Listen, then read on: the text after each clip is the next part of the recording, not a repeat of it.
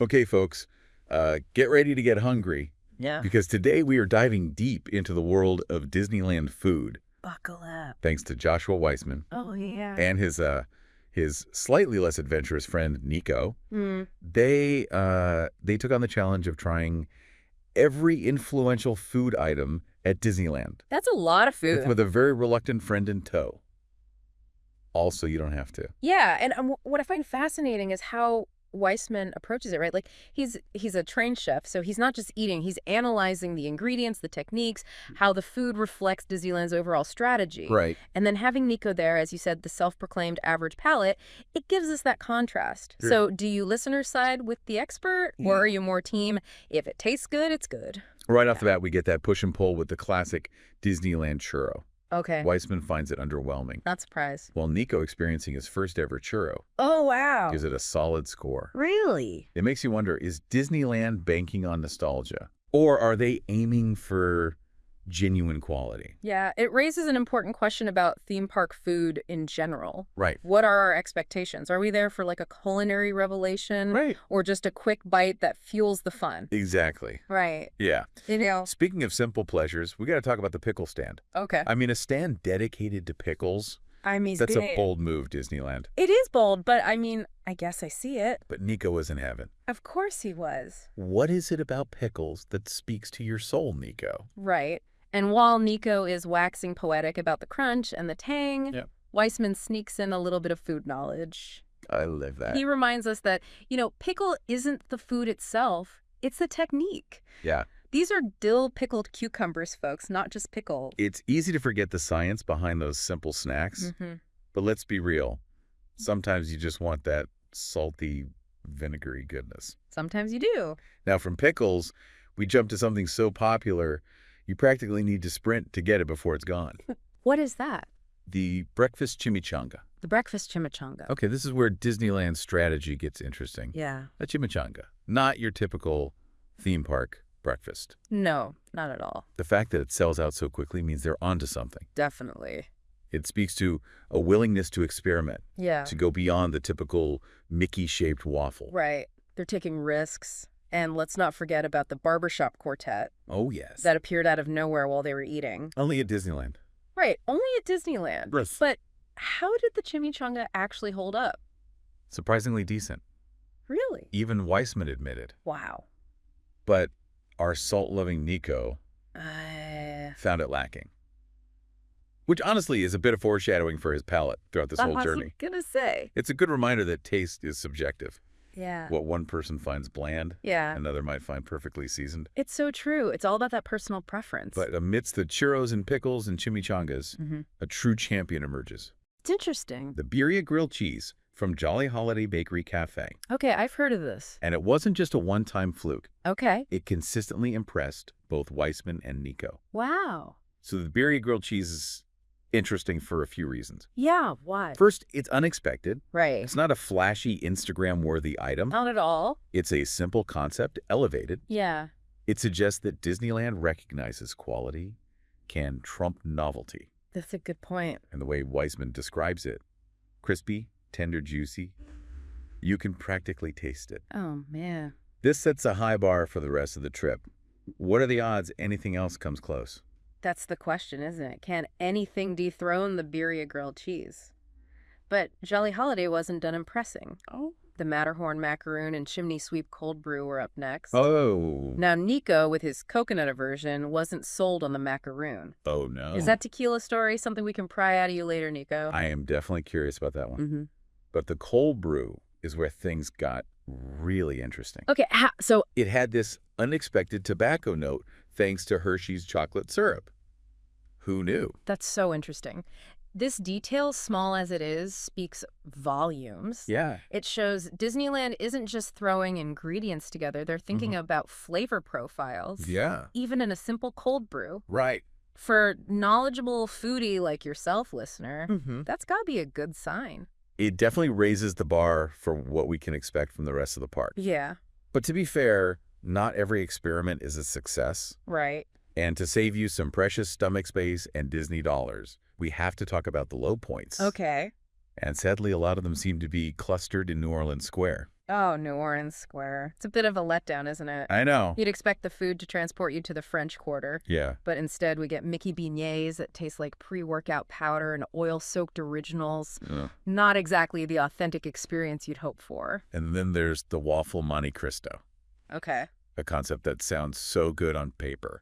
But the execution, well, let's just say, it didn't quite live up to the hype. Oh, no. It really highlights the difference between a great idea and the realities of theme park food production. Yeah. It's a good reminder that even at Disneyland, not every dish can be a winner. Sometimes the simplest things, like a good beignet, Yeah. are the hardest to get right. And then there's the drink that divided our intrepid eaters, Okay. the pickle lemonade. Ah. Nico, you had some strong words about this one. Let's just say Nico's reaction was visceral. Oh. He compared it to some things we probably shouldn't repeat on this podcast. Noted. But what's fascinating is Weissman's take. Right. He actually started to appreciate the unique, almost electrolyte-like flavor. It's like he unlocked a hidden level of taste bud perception that Nico just couldn't access. That's a good way to put it. Maybe it's a chef thing. Right. Either way, that pickle lemonade definitely made a lasting impression. It certainly did.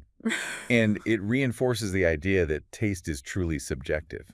What one person finds repulsive, another might find intriguing. Speaking of things that could be either repulsive or intriguing, let's talk pretzels. Okay. Disneyland offers two varieties: the standard Mickey pretzel with cheese and the cheese-stuffed version. Okay, the classics. And both hosts agreed that the regular pretzel was a major disappointment. Really?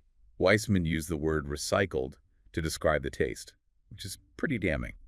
Yikes. It speaks to a lack of freshness and care, which is surprising for a place known for its attention to detail. That is surprising. But the cheese-stuffed pretzel, on the other hand, was a different story. Oh. So it was good. Bizarre, but strangely enjoyable was the verdict, which honestly sounds like a pretty accurate summary of a lot of Disneyland food. Yeah, that tracks. But just when we were starting to lose faith in the culinary magic, a surprise hero emerged from, of all places, Harbor Galley, What? the chocolate chip cookies. Oh. These cookies are a great example of how word-of-mouth recommendations can lead you to hidden gems. They weren't even in the park. Weissman and Nico were visiting, but a fan's enthusiastic endorsement sent them on a quest. That's great. For these gooey, chocolatey, warm delights. And the way Weissman describes them, gooey, chocolatey, warm, Oh, yeah. you can practically feel the warmth radiating through the podcast. Oh, no, right? It's a good reminder that sometimes the best things are the simplest, Yeah. especially when they're done well.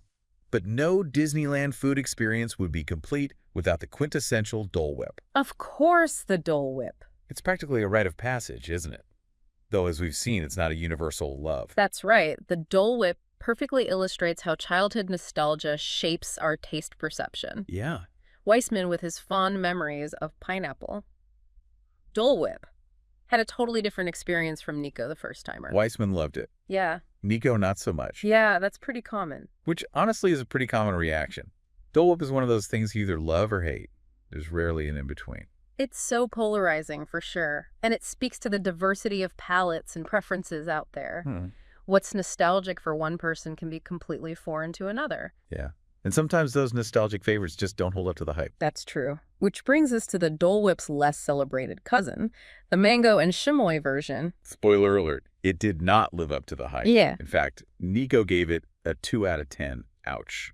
The mango and chamois Dole Whip is a perfect example of how sometimes trying to improve a classic backfires. Oh, yeah? Sometimes simple is best, and sometimes you just can't beat the original.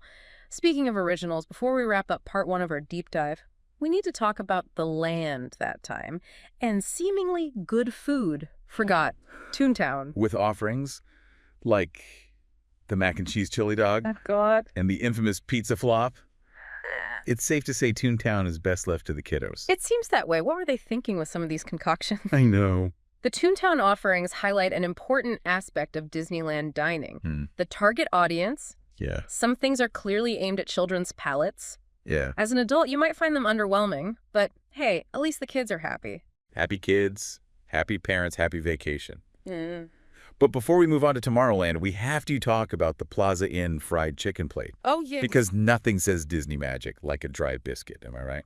Oh, the Plaza Inn fried chicken plate is a classic example of Disneyland's attempt at Southern comfort food. Oh, yeah. But as Nico, our southern-raised friend, pointed out, those biscuits were a far cry from his mama's homemade creations. Oh. Dry, crumbly, and utterly disappointing. The chicken fared a little better, but the overall experience was a letdown. Oh. At least the gravy was decent. Well, there you go. We'll take our wins where we can get them. It's a good reminder that even in a place as magical as Disneyland, not every dish can be a winner. That is true. Yeah. Sometimes those comfort food cravings are best satisfied elsewhere. Very true. But let's end part 1 of our deep dive on a high note. Okay. Because when it comes to iconic Disneyland food, there's one item that reigns supreme, no matter how ugly it might look. Let me guess. The turkey leg. The turkey leg, of course. The turkey leg is a prime example of Disneyland embracing the so bad it's good aesthetic. Right. It's visually unappealing, but the flavor, undeniably delicious. Yeah. And Nico's journey from disgust to begrudging acceptance is pure comedy gold. He went from that's horrendous to actually it's half decent, which is honestly an impressive transformation. It is. So, dear listener, as we head into part 2, we're leaving you with a question. Are you, Team Weissman, approaching Disney food with a chef's discerning palate? Or are you more like Nico, embracing the experience of the good, the bad, and the bizarre? Good, the bad, and the bizarre. Stay tuned for part 2, where we venture into the uncharted territory of Tomorrowland and Disney California Adventure. Can't wait. Welcome back to our Disneyland food deep dive. Last time we left off with Nico staring down a giant turkey leg. Yeah, fitting into our Disneyland park journey. It is. And honestly, when you think of Tomorrowland, culinary innovation isn't exactly the first thing that comes to mind, right? No, not really. But hey, maybe they'll surprise us. First up, we have the cheesy garlic pretzel breadstick. Okay. Sadly, it's more breadstick than cheese and garlic. Oh, no. This breadstick really highlights a classic theme park trap. Yeah. Skimping on the good stuff and filling you up with bread. As someone who appreciates a good pretzel, listener, were you as disappointed as Weissman was? I know I would be. But hey, at least they have Mickey ice cream. Ah, yes. It might be basic, but it's a classic for a reason. Yeah. Right. You can't deny that nostalgia factor. It's like a mandatory part of the Disneyland experience, even if it's not going to win any culinary awards. Sometimes those simple pleasures are what make the experience memorable. And then we have the Trader Sam's baked potato. Okay. Now, this is a bit of a curveball, but you know what? It was actually pretty decent. Really? The baked potato is proof that even in a land of churros and Dole Whip, sometimes you just need a hearty, savory meal. Yeah. And it makes sense, right? You're walking around all day. You need something to fuel those adventures. Absolutely. Yeah. Sometimes you just crave something substantial. Yeah. But now we're leaving the familiar territory of Disneyland Park and heading over to Disney California Adventure. DCA. Or DCA. And let's be real. DCA has a reputation for being the more foodie park. It does. So expectations are high. DCA prides itself on its more diverse and adventurous culinary scene. Yeah. So naturally, Weissman and Nico were excited to see what they had to offer, but those hopes were dashed pretty quickly with the first item, the sourdough Mickey. The sourdough Mickey. I know. Such a letdown. I know. It was described as generic commercial quality, which is basically the kiss of death for sourdough. Yeah. What do you think, listener? Yeah. Is there anything worse than disappointing bread? For a bread lover, it's a tragedy. And it's especially disappointing because DCA is supposed to be the park that pushes culinary boundaries. Right. So to fall short on something as basic as sourdough is a bad sign. It really sets a low bar for the rest of the experience. And sadly, things went from bad to worse with the orange chicken burrito. Oh. Nico's near-vomit experience and 0-2 ratings say it all. Oh, God. The orange chicken burrito debacle is a stark reminder that not all experiments are successful. Yeah. Sometimes it's best to stick with the tried and true Disney classics. A word. But hey, we're not giving up on DCA just yet. Okay. Next stop, Avengers Campus. Okay. Even Nico, who's not the biggest superhero fan, had to admit the food here had some redeeming qualities. Interesting. This is where we start to see a shift in Disney's approach to themed food. Okay. The Avengers Campus offers a glimpse into a future where themed food is actually good. Okay. The giant chicken sandwich was a standout with its satisfying crunch and perfectly cooked chicken. It's like they finally realized that themed food can be both fun and delicious. Right. A revolutionary concept, I know. Oh, I know. But not everything in the Avengers Campus was a winner. What else did they have? The chicken shawarma, unfortunately, was dry and lacked those traditional flavors you'd expect. The shawarma really highlights the importance of execution. Yeah. Even with good intentions, if the details aren't there, the dish falls flat. Yeah. Especially when you're dealing with a food that has a very specific flavor profile. Those missteps are even more noticeable. Totally. And coming off the highs of that birria grilled cheese, Yeah. it makes those missteps even more glaring. But let's move on from the superhero realm and head to Radiator Springs, where the food is interesting, to say the least. Radiator Springs is a bit of a mixed bag, culinarily speaking. On one hand, you have the mac and cheese bacon cones. Oh, no. The cheese was described as tasting chemical, which is not exactly appetizing. Not at all. Well, But then, amidst the artificial cheese, a surprising hero emerged. what's that? Dill pickle popcorn. Oh, wow. Both Weissman and Nico were pleasantly surprised by this tangy, salty snack. The pickle popcorn is a great example of how Disney can surprise us with unexpected flavor combinations. It goes to show that sometimes the simplest ideas are the most delicious. And definitely a better choice than those mac and cheese cones. But let's head over to San Francisco, a land that held so much promise, yet delivered so much disappointment. San Francisco was a letdown, especially for Weissman. He was particularly excited about the long bao, both steamed and fried. But sadly, they lacked flavor, which is a cardinal sin when it comes to dumplings. Bland dumplings. It's a tragedy. I know. And the quesabirria was another miss, with underwhelming flavor being the main complaint.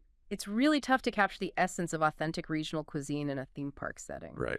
That's the challenge, isn't it? Replicating those complex flavors that you'd find in a small family-run restaurant is nearly impossible on a mass scale. But San Francisco did have one redeeming quality: the elote. Ah, the elote. A beacon of hope in a sea of culinary disappointments. It was a reminder that even amidst the misses, DCA can still deliver some truly delicious food. It's all about finding those hidden gems. Right. But before we wrap up our DCA adventure, we have to talk about a true Disney classic, the corn dog. Oh, yes. Corn dogs are a staple of the theme park experience, and Disneyland doesn't disappoint. Both the classic and cheese-filled versions got decent scores. Right. Proving that sometimes the simplest things are the best. There's something so satisfying about a perfectly fried corn dog. It's the perfect walking around the park snack. It really is. Yeah. We also have to give a shout out to the chicken flautas from Paradise Garden Grill. Okay. They got a respectable score, proving that DCA does have some hidden culinary treasures worth seeking out. The chicken flautas are a good reminder that it's worth venturing off the beaten path to discover some of DCA's lesser-known offerings. Yeah. You never know what you might find. And sometimes those unexpected discoveries are the most rewarding. That is true. But as we approach the end of our Disney California adventure journey, we're left with one big question. Okay, what's that? Can anything dethrone the reigning champion, the birria grilled cheese? Well, listener, we've journeyed through Disneyland Park, braved the culinary ups and downs of Disney California Adventure, and now we're in the final stretch of our deep dive. But this is Disneyland. Right. So we got to end things on a magical note. Of course. And what's more magical than a churro? Nothing. But this isn't just any churro showdown. Remember earlier in our journey, Weissman wasn't exactly blown away by the classic churro? Right. So Disneyland decided to up the ante with the S'mores churro. Okay. Chocolate marshmallows, graham cracker crumbs. Yeah. It's a tempting twist on the original. A bold move trying to improve on a classic. It is. So which churro reigns supreme? Yeah. The OG or the new contender? Drumroll, please. In a surprising twist, the winner was the classic churro, freshly fried and perfectly textured. Oh. It seems simplicity wins out. Yeah. Especially when it comes to those iconic theme park treats. What do you think, listener? Are you a purist when it comes to churros, or do you like to try those newfangled variations? I have to admit, a warm cinnamon sugary churro is pretty hard to beat. It really is. But before we officially wrap up our Disneyland food extravaganza, we have to address the elephant in the room. Hey, yeah. Did anything come close to dethroning the birria grilled cheese? That's a good question. Alas, the birria grilled cheese remained undefeated. It's a testament to the power of quality ingredients and thoughtful preparation. It goes to show that even in a world of Mickey Mouse-shaped snacks, true culinary excellence can be found. It's a reminder that sometimes the most unexpected dishes are the ones that surprise and delight us the most. So, listener, what does this all mean for you? Well, you're now armed with the insider knowledge to navigate the vast and sometimes overwhelming world of Disneyland Eats. You've heard it here first, folks. You know what to avoid, what to seek out, and most importantly, to always be prepared for a culinary adventure. Right. Theme park food is about more than just taste. It's about the experience. the memories you create, and the moments you share with loved ones. That's a good point. It's about embracing the joy of discovery and trying new things, even if those things end up being a pickle lemonade you'd rather forget. Yeah, or a mac and cheese bacon cone. Exactly. Yeah. So the next time you find yourself strolling down Main Street or venturing into a galaxy far, far away, remember the lessons we've learned today. Be adventurous, be open-minded, and most importantly, don't be afraid to ask for extra salt. Words to live by. Thanks for joining us on this deep dive into the wonderful world of Disneyland food. See you next time.